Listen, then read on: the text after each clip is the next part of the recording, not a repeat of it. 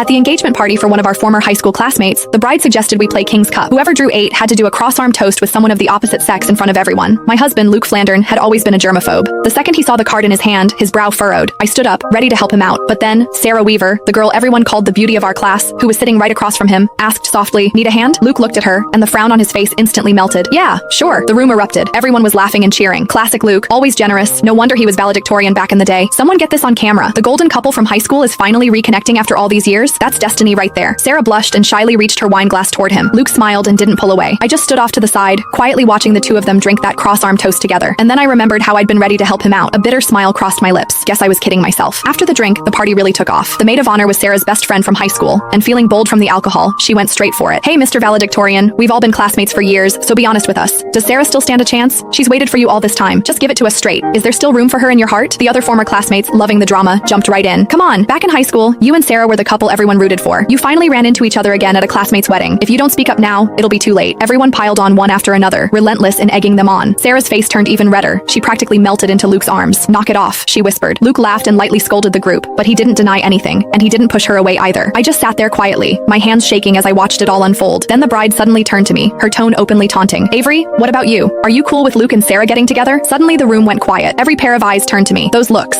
curious, mocking, hungry for a show, yanked me straight back 10 years, to the day Sarah confessed to Luke. I remembered it like it was yesterday. It was a sunny afternoon during gym class. In front of everyone, Sarah laid her heart out to Luke. At the time, Luke was already my boyfriend. Too embarrassed to turn her down directly, he shot me a helpless look. Acting on instinct, I stepped in front of him. "Sarah, Luke doesn't like you. Please stop putting him on the spot." Sarah froze. Her eyes went red, and tears immediately started streaming down her face. Luke's expression shifted too. Without a second thought, he shoved me aside and ran after her. The people around us immediately started whispering, "Avery's out of line, don't you think? What does who Luke likes have to do with her? She's such a busybody. For real, who does she think she is? Just because she sits next to Luke, she acts like she owns him. So gross." I stood there helplessly, trying to explain that I wasn't just his desk mate. I was Luke's girlfriend. But just then, Luke came back to grab some tissues. He heard what I said and stopped in his tracks. "She's joking." He said it to the classmates around us, defining our childhood sweetheart relationship of a year and 8 months with a single sentence. For that entire gym class, I endured the strange looks from everyone around me until I wished the floor would open up and swallow me. That night, I hid in my room and cried by myself when Luke knocked on my door. He apologized, saying he hadn't meant it that day. He just didn't want everyone gossiping about us, so he hadn't admitted we were together. He also said I shouldn't have been so harsh with Sarah. She had cried for a long time afterward, and he couldn't stand seeing her like that. In the end, he gave me a braided bracelet and made me a promise that once we graduated, he would officially tell everyone we were a couple. 10 years later, that braided bracelet was still wrapped around my wrist. I snapped back to the present. The bride was still defending her best friend. "Sarah, don't try to stop me. Back in high school, Avery was always causing problems.